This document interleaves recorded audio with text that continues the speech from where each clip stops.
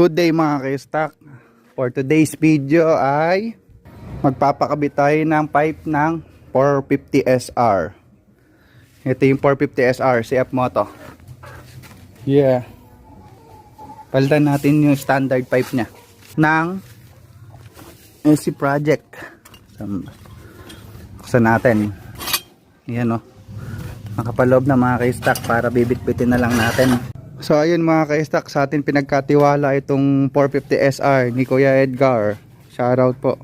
Para ipakabit yung open pipe niya.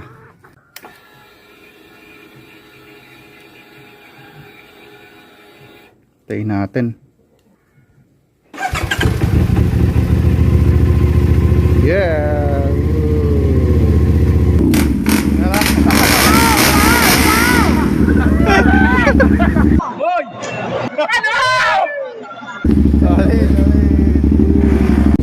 Solid.